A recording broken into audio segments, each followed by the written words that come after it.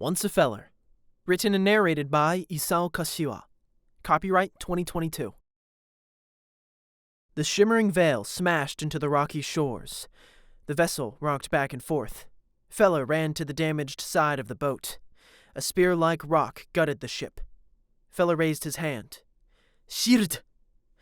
A spherical blue glowing containment closed around the rock. He clenched his fist, and the bubble of energy tightened. The rock pushed against his barrier.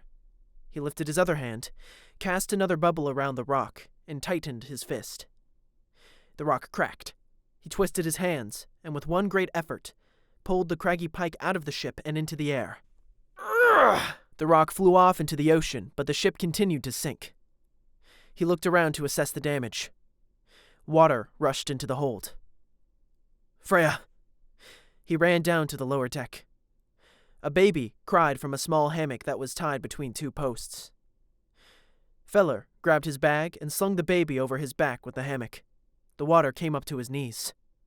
Each step sloshed icy liquid further into his boots. He ran to the stairs.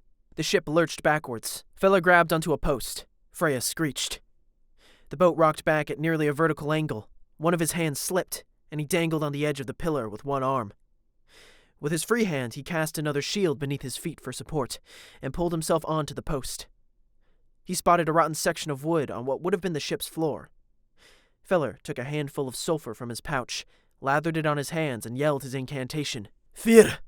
Jets of fire shot from his hands and towards the weakened wall. The wall burst outwards to the rapidly approaching surf.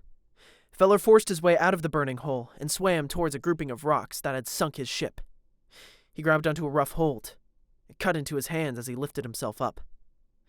He looked out at his ship. It stuck out of the water, stern first. The mast broke off into the dark waters. Feller exhaled and flopped to his side.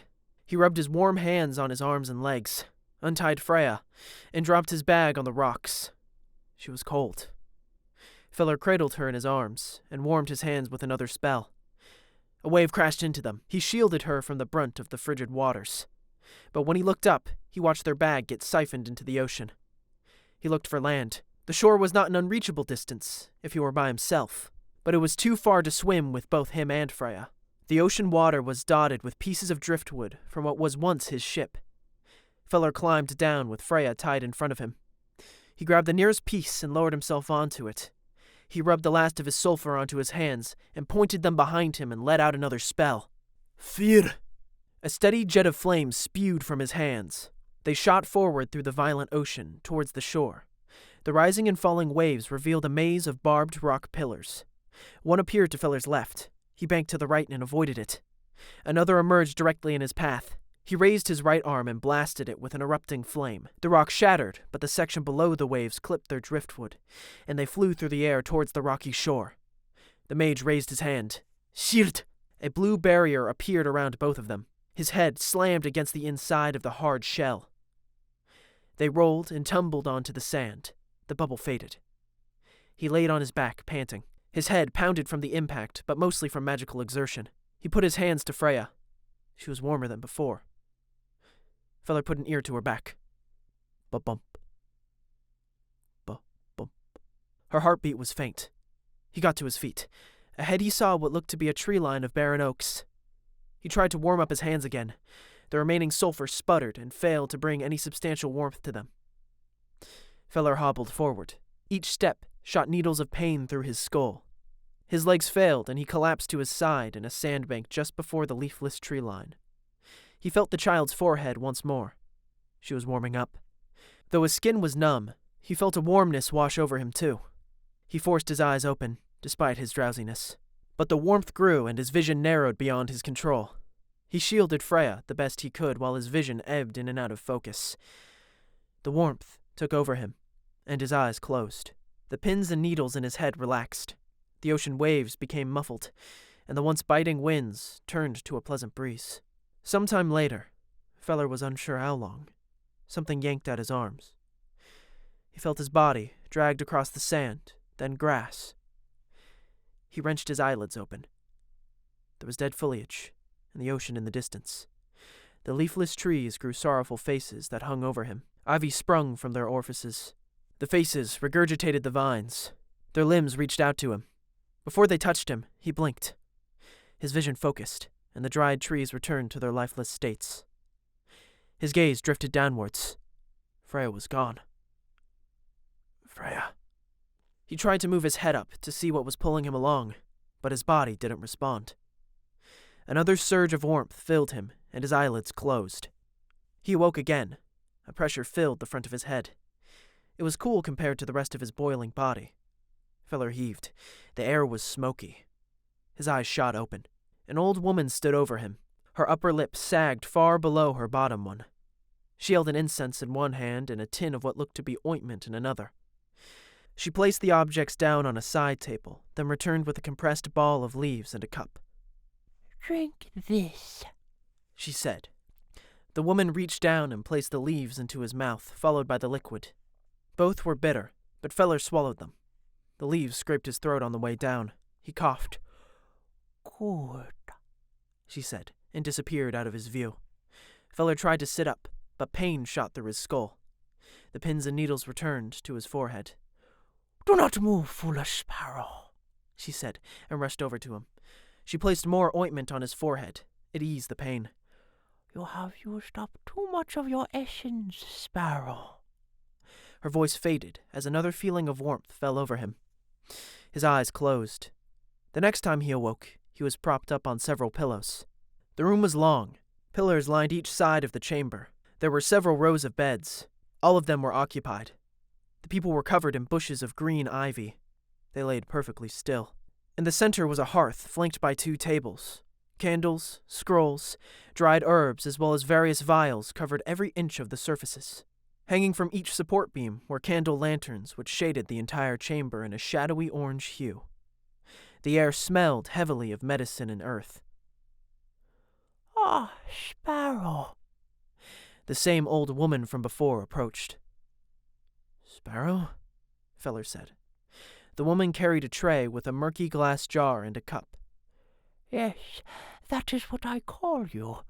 I saw you crash out of the skies onto my island," she said as she placed the tray on a table next to his bed.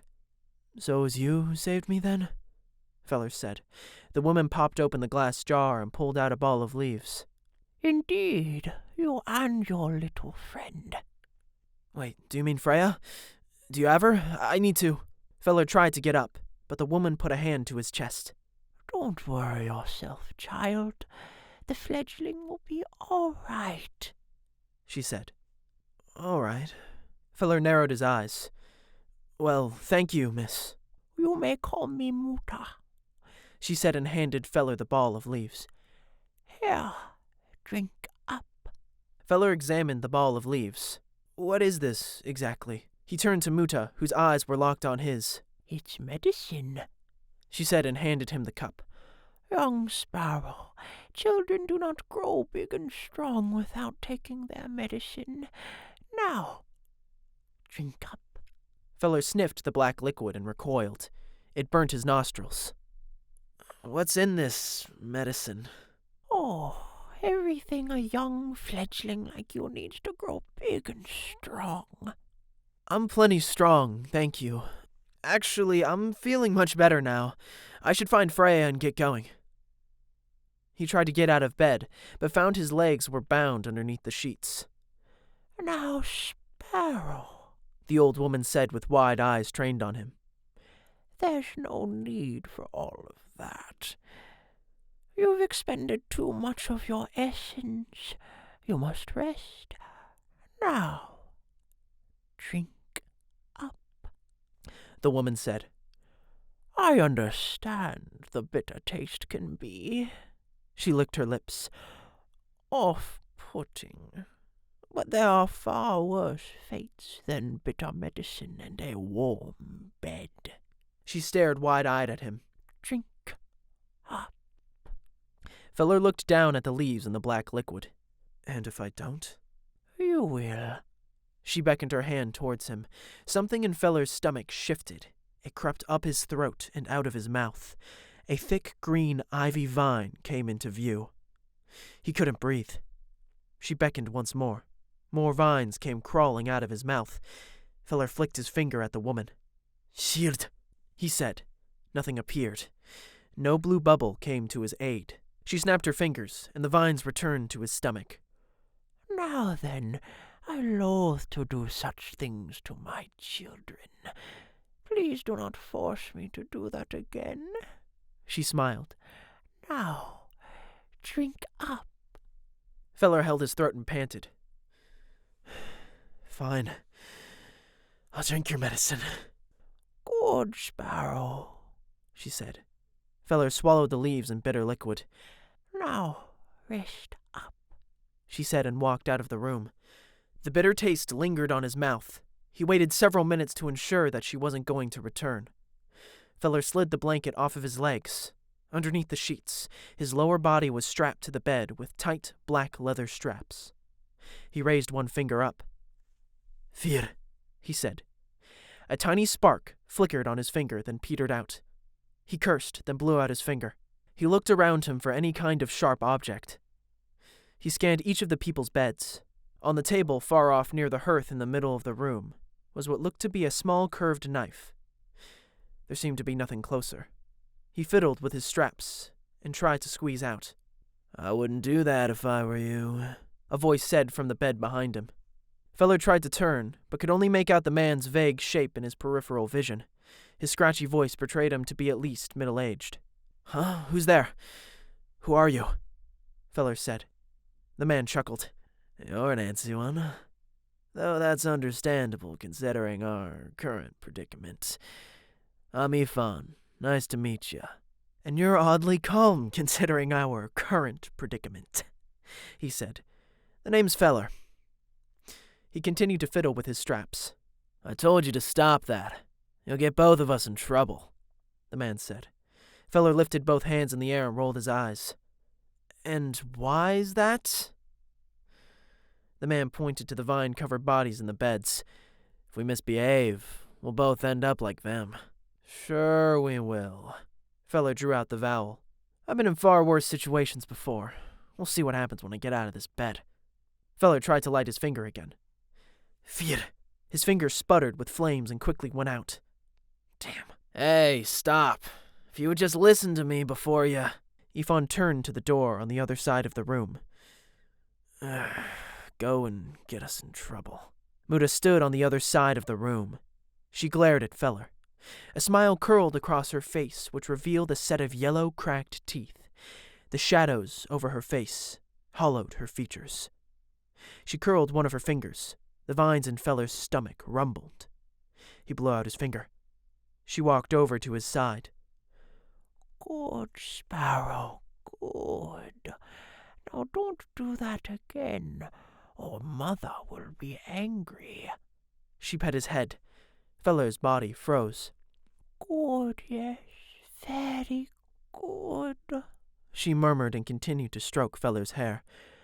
What nice hair you have, Sparrow, just like Mother's, she said and pet her own withered locks. This woman is insane. She planted a dry kiss on his forehead. I will be back with your medicine in an hour or so, little one, she said and exited. Feller released a held breath. I told ya, Ifan said. Feller took a moment to respond. I see what you mean now. He paused. What did she put in me? You mean the medicine? Feller nodded. It's what she puts in all her patients. The vines grow in our stomachs, and when she's done with us, she releases them to make more of her medicine, he said. So you have it too? Unfortunately. Shit. Feller balled his hands. Wait, did you see her carry me in? I did. It's only been a couple days at this point, Ifan said. Did she have a baby with her? Yeah, she took her in the back room. Haven't seen the child since. Feller cursed to himself. I gotta get out of here before she starts feeding Freya any of that medicine. He looked up at where Muttah's room was. She wasn't there. Feller raised his hand to cast a spell. Hey, calm down, Ifan said and smacked Feller with a pillow. We can't just rush into this, dumbass, he sighed. Davy already tried that. Who? Oh, right. You never got to meet him. Ifan put his pillow back behind him. He was the man who used to be in the bed you're in now. He slipped free when the old hag was asleep. She didn't account for the weight loss caused by weeks without food. He was already a skinny kid, so when he lost even more weight, his binding slackened and he got out. Of course, when the old hag awoke, she was furious, chased him down. A few hours later, she returned with his ivy-covered corpse. By the gods, Feller said, and he had a head start. That doesn't leave us with many options. No, it doesn't, the man said. But I saw you produce some flames earlier. Only purgers are permitted to learn fire magic. I've worked with a couple of you before, though I thought all the purgers were called to the front lines for the second invasion of Valinor. Which battalion do you serve? Oh, no, I'm not military, Feller said. Then how do you know fire magic? It's a tightly held tradition. Did you apprentice with a retired mage? Not exactly. Feller pulled back his dirty blonde hair and revealed his pointed ears. The man gasped. You're Valinese. One of Elden blood. I'm only half Elden. My mother had me with a Valinese man who was captured during the first invasion. I never met him. My mother's husband wasn't too happy about being cuckolded by a prisoner of war and promptly had them killed. I was raised by those purgers you spoke of. They thought they could indoctrinate me into killing my own kind. Long story short, it didn't work. The man was silent. Feller shook his head. More importantly, we gotta find a way out of here. It seems something the woman gave me is suppressing my abilities. Do you have any idea what it could be? I'm sorry, the man said. What are you talking about? For what? I was on the first invasion force on Valinor 40 years ago. My battalion slaughtered countless scores of your people, he said. Feller went silent. Look, he took a deep breath. Whatever you did in the past doesn't matter right now. He turned to Ifan. Do you want to kill me? No, not at all. I just, well, Ifan said. Well, that's all that matters for now. Whatever happened, happened. We can talk about it once we're out of here. Understood, the man said. What has she been giving you? Feller asked. The ball of medicine and the black stuff, Ifan said. Got it. I was given that too, but she also gave me some ointment. She didn't give that to you, did she? No, she didn't. That must be it then, Feller said. At that moment, Muttah returned to the long room and walked to Feller's bedside. How are you feeling, Sparrow?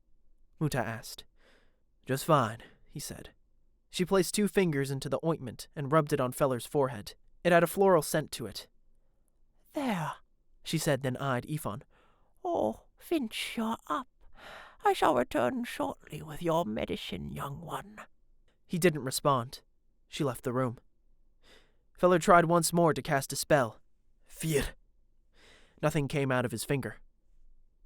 Looks like our theory was correct. The ointment's power seems to be the strongest right after application, Feller said. So if she doesn't give you any ointment, then you'll eventually get your magic back? The man said. Precisely. But how am I supposed to avoid the ointment? Both sat in contemplation. Ifan started to talk, but stopped as Muttah walked back into the room. Young Finch, I think you will be happy to hear that this will be your final dose. It seems you have grown far faster than expected, she said. Ifan took a shaky breath. It's all right, young one. There's no need to be afraid. This is a good thing. Yes, very good. She handed the ball of leaves and liquid to the man. Now, drink up. The man exhaled slowly and drank his medicine. There now, was that so bad? The woman said. Ifan didn't respond. Muttah frowned. Not in the talking mood today, Finch. Ifan averted his gaze. No. I see. I will return when you're in better spirits and have fully matured, she said and exited. Both of the men let out a sigh of relief when she left. That could have gone worse, Feller said. I know. I thought for sure she was going to activate her medicine, Yvonne said. Sounds like she plans on it. Let's figure something out before that happens. Well, I've already got something, Yvonne said. Go ahead. Were you fully trained by those purgers? Yvonne asked. Only in a few things, not everything. Yvonne pointed to the lantern above Feller. The few I've met could capture flames from natural sources. Can you? I've never tried. Let's see. Feller reached his hand out towards the encased candle. Fir. The flames intensified. Seems you can. That might just be our out, Yvonne said. If only we had a way to get that candle out of its case. What else can you do? Well, without any of my materials, I can only use shield magic. But they take far more effort than my flames. I can't even conjure a small one right now. I could maybe use it to force open the candle's case, but we'd need to wait for the ointment to wear off. Feller sat back and plopped his head down on his blanket. Looks like we'll have to wait then. So it seems, Yvonne said. Feller pulled the blanket further up on his body. It wasn't soft by any means, but it was warm. The wool stitching had a knitted texture. I could burn this. I have another idea, Feller said. What if I burned my blanket and got my flames that way? Yvonne paused for a moment. That might be too risky. She's rather punctual with her medicine, so by the time your powers return, she might be heading back to us. Plus, if she smells burning, we're done for. But it could be a good final resort. Okay, so we should stick to trying to stop her from giving me that ointment. I could try to put a small shield over my forehead next time she tries to give me some, Feller said.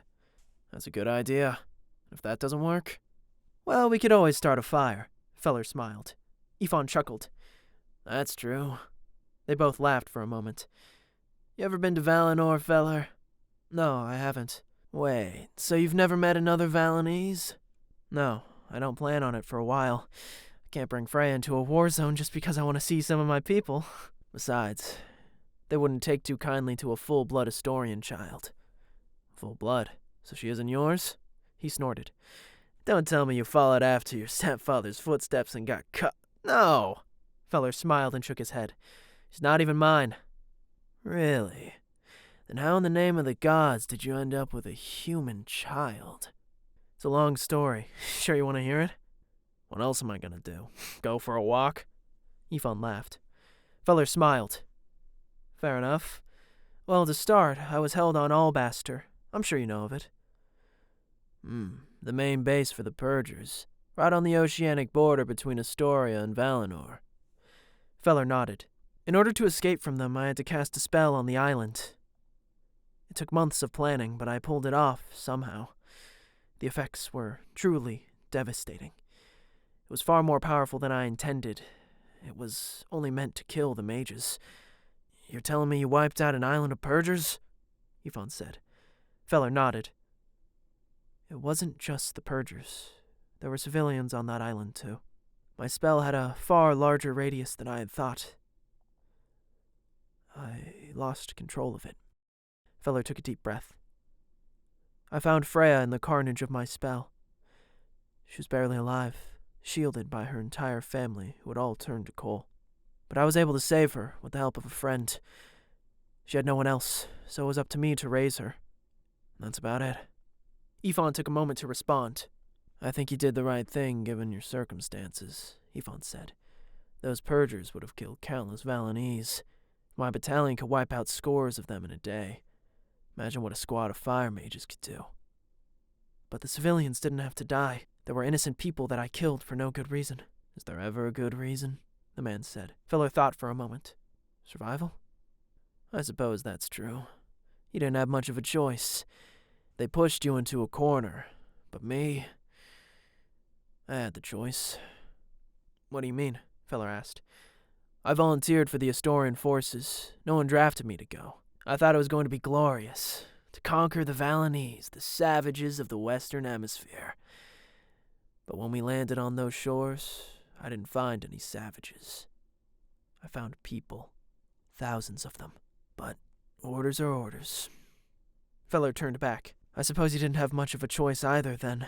No. It was always a choice. I chose to kill those people. Better them than me, or God's forbid one of my comrades. But who's to say that any of our lives are more valuable than theirs? It's always a choice to end another person's life. Feller looked down and nodded. It is. Yvonne snorted. Well, it seems neither of us have led particularly charmed lives then, huh? Feller smirked. Yeah, you could say that again, considering we're both here, being brewed into some wicked witch's medicine. Both of them laughed. Yvonne leaned forward. Here's a fun theory if you're up for it. Feller raised an eyebrow. Go on. What if this is some sort of punishment for our past discrepancies, like some sort of cosmic justice for what we did? Perhaps the gods' idea of a sick joke? Yvonne said with a laugh. Feller snorted. Could be. If so, the gods sure have a twisted sense of humor. Though who's to say this is our punishment? We aren't dead yet. That's true.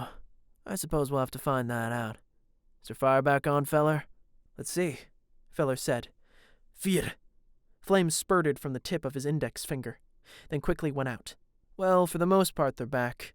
Let me check if my shields work, too. He opened his palm to his forehead. Shield. A small, translucent barrier appeared just above the skin on his forehead. Looks like it works, he said. All right, let's do this, Yvonne said. After an hour or so of waiting, Muttah's footsteps approached. Shield, Feller said before she came into view. The small, nearly invisible shield appeared over his forehead. Hello, Sparrow. How are you feeling? She opened the ointment tin. I'm doing just fine, Muttah. Thank you for asking, he said. She put the ointment on the shield just above his skin. My, your forehead is quite cold. Are you sure you're all right? She stared straight into his eyes. Feller felt the ointment drain the power from his shield. Yeah, Muttah, I'm quite all right, really. Her eyes narrowed and she began to reach a hand up to his forehead. Yvonne shook in his bed. Muttah, my stomach. It hurts. Oh, the pain. The pain. What a terrible actor. Muttah gasped. Oh, Finch, are you all right? She ran to Yvonne's side. No, it hurts. Please help. Muttah flicked a finger, and the vines moved out through his mouth. The ivy yielded white flowers. Yvonne choked. Feller removed the shield and moved it under his bed before its magic dissipated. Yes, they seem to be in bloom. I shall make the preparations for extraction. She flicked her finger, and the vines went back into his body. Yvonne held his throat. Muttah, what does that mean? Do not worry yourself with that, my darling fledgling. I will take care of it. She turned. I will be back soon for the ceremony. She hurried out of the room. Feller turned to Yvonne. Let's get out of here before that happens. Feller raised his hand to the candle case that hung above him. Shield! Feller moved his arm and the shield pushed the glass door of the case open. He raised his other hand. Fear! The flame from the candle intensified and leapt into Feller's hand. He pointed his finger and the flames gathered at one sharp point. He pulled off the blanket and began to cut off his leather straps. The first one snapped after a few moments, quickly followed by the second. Feller tried to squeeze out, but found that the straps were still too tight. He moved to the third, which too quickly snapped. He shifted out of the leather straps and onto his feet. He moved over to Yvonne's bed and made quick work of the man's restraints, which he now saw were large belts. He looked back at where Muttah had gone. She wasn't there. Thank you, Feller, Yvonne said. He slid out of bed, but when he tried to stand, he tumbled to the ground. Damn, can't feel my legs, he said and tried to stand. Feller helped him up and put his arm around him. Come on, Yvonne, let's go. They started towards the exit. Well, a familiar voice said from behind them. I see my children intend to leave the nest before they are ready. Feller turned and threw Yvonne behind him. Go! Yvonne stumbled towards the door. Muttah flicked a finger at each of them. The vines in their stomachs shot through their mouths and cascaded down to the floor. Feller doubled over as the tendrils erupted from his throat. She made a beckoning motion with her hand towards Yvonne. The vines dragged him to her feet and tied his limbs down. She unsheathed a curved, black obsidian dagger from her belt. With a sweeping motion, she parted the vines that covered Yvonne's stomach. His gut bulged from the overgrown ivy within. Oh, yes, perfectly ripe as I thought. She rose the knife above her head. Before she could bring it down, Feller launched his small bolt of fire at her. It struck her hand, and the dagger clattered to the ground. Sparrow! She swung her arm at him. The vines from his mouth wrapped around him and tied him to a support beam of the building. I will deal with you later. She turned back to Ifan and caressed his cheek. The vines covered everything but his stomach and face. Now, my dear Finch, you're going to feel a twinge of pain. Please forgive Mother for this, she said and retrieved her knife. Ifan let out a panicked moan. Feller reached his hand around one of the vines and muttered his arcane word. The sparks flew from his fingers and began to burn the ivy. Muttah once again raised the dagger above her head. Come on, burn, burn! She plunged the dagger into Ifan's gut. His cry was muffled by the vines blocking his mouth.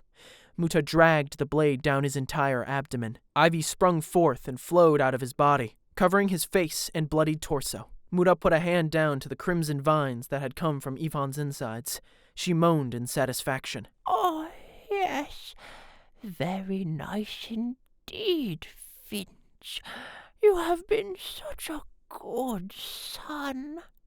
She pet him once more, then turned to Feller. The thick tendrils did not burn as readily as he had hoped. She caressed his face and then parted the vines around his stomach. It's a bit too early now. Perhaps in a few more days. But it seems they have feasted on your magic quite well, Sparrow. Yes, very good indeed. She wiped the blood from her knife. The vines at Feller's hand smoked. She looked down. It seems you have your powers back, Sparrow. Allow me to fix that. She grabbed the tin of ointment from her pocket and slathered a large amount on her hand. I'll put a little extra, just in case. She smiled and slowly raised her hand to his forehead. He was nearly through the vines. Come on. Her hand hovered just before his skin when it stopped. A bulky mound of vines appeared behind her. Out of the mound sprung 2 arms, with one of the restraining belts. Ifan's face peeked out. Blood trickled from his mouth. He wrapped the belt around Muttah's neck and pulled. Ifan. Finch, she said, then raised her finger into the air. The vines around Ifan latched to his face and pulled in opposite directions. Feller heard the sound of torn flesh and a pained cry, but Ifan's hands remained around the belt. His fierce eyes locked on Feller's. Ifan nodded and pulled harder. At last, Feller's hand burnt through the ivy, and he burst from his restraints. He intensified the flames and burned away the ivy from his mouth. He gathered all of the fire into one hand. The fiery jet grew to the shape of a blade, the tip of which glowed white. He raised his hand above his head. Muttah flicked her finger at Feller. It had no effect. He took one last look at Ifan's face. The man closed his eyes. Feller let out a scream and brought down his flaming hand in a diagonal slash across Muttah. The flame blade cut through her, as if through nothing at all. A burnt path of charred flesh remained in Feller's wake. Muttah took a hobbled step forward. Her haggard breath caught in her throat. My son, how could you? Her throat gurgled, and she fell to the floor. Ifan, who stood behind Muttah, wavered. The vines sloughed off of his body. His grievous stomach wound gushed blood. He dropped to his knees. Entrails poured from his stomach. Feller rushed to him. Ifan. He raised his hand. Sirt. A blue bubble went around the man's abdomen. Ifan grunted in pain. I don't look too good, do I? Shut up. Now's not the time to choke. You've lost a lot of blood. Let me see what I can do. Feller's hands shook. The hole in Ifan's stomach revealed his inner organs and intestines. No, Ifan put a hand to Feller's shoulder. It's all right. I've done enough time to know I'm not coming back from this. All I ask is that you make it quick. He smirked. No, I can't, Feller began. Ifan stared into his eyes. Feller pursed his lips. Okay. He laid Ifan's back to the floor. Thank you, Feller. I mean it. He coughed. Blood spurted from his mouth. You've given me a chance to redeem my past discretions against your kind. He took a haggard breath. I know this doesn't make up for the hundreds I've killed, but it's nice to know I've done something good for once. He smiled. It seems this wasn't some sort of cosmic punishment after all, but rather a gift. Please do better than I could in this life. Feller nodded. I will. Tears streamed down his face. Thank you. He closed his eyes. Feller's entire body shook. Do you have any last requests, Ifan? Please, do some good for the divided people of this world. Bring them together. You have a story in an Elden blood. With your power, I know you can. Show them that we can all coexist, even become allies like you and I have. End this war. End the suffering. Feller nodded. I swear, by the powers I possess, I will bring our nation's war to an end. Thank you, Ifan. He intensified the flames in his right hand to a sharp point and stabbed it into Ifan's heart. The man let out a sigh. He smiled. Then his body went limp. Feller stared into the space of the longhouse. I found another reason other than survival, Ifan. His vision blurred from the tears in his eyes. Mercy. He looked over the rows of dead, who were covered in vines. A child's cry sounded from the back room of the longhouse. He snapped back to his senses. Freya. Feller got to his feet and walked to the back room. Freya laid in a nest of vines. Her shriveled coal-like right arm contrasted the rest of her body. She was still wrapped in the tarp Feller brought her in. He slung her in front of him. The room contained a mountain of countless travelers' bags, shoes, trinkets, clothes, and dried food, presumably from Muttah's past victims. Feller looked over the items, then frowned. Can't do much good if I die out in the woods. He gathered what goods, water skins, and coins he could fit into one of the bags. Feller grabbed a dark red robe and brown trousers. They were large for his lanky form. He shook his head as he put on the clothes. I'm sorry to whoever these belong to. Thank you. He walked out into the main room. The heavy bag weighed on his shoulders from the dead's belongings. Muttah's form had darkened and charred. He looked at Ifan. His eyes were still closed. A faint smile shone on his face. I vow to keep my promise, friend. Thank you for everything. As he walked to the door, he looked over every body. None were alive. He stopped at the central hearth of the longhouse. The fireplace glowed brightly. Feller looked back over everyone. I can't leave them like this. They deserve a proper send-off to the gods. He raised his hand towards the hearth's large fire. It gathered in his hand. He went to every candle which hung over every bed and stole their flames. He spread his hands. Balls of fire formed at the end of each finger. He sent a bead of fire to each of the dead bodies, even Muttah's. They slowly caught fire. Feller threw the leftover flames into the scaffolding of the longhouse. That should do it. He turned with one last look at Ifan and stepped outside. The night's cool air refreshed his face, while the glowing heat from the longhouse warmed his back. Hollowed, dead trees loomed over him. The holes in their bark formed contorted faces. Green ivy leaves grew from the small holes in their bark. The trees would surely follow the longhouse's fate after it burned down. Feller turned back to the building. The smell of burning wood and vines filled his nose. He exhaled and walked out of the forest. Thank you for listening to this audio presentation of Once a Feller, written and narrated by Isao Kashiwa. Owari.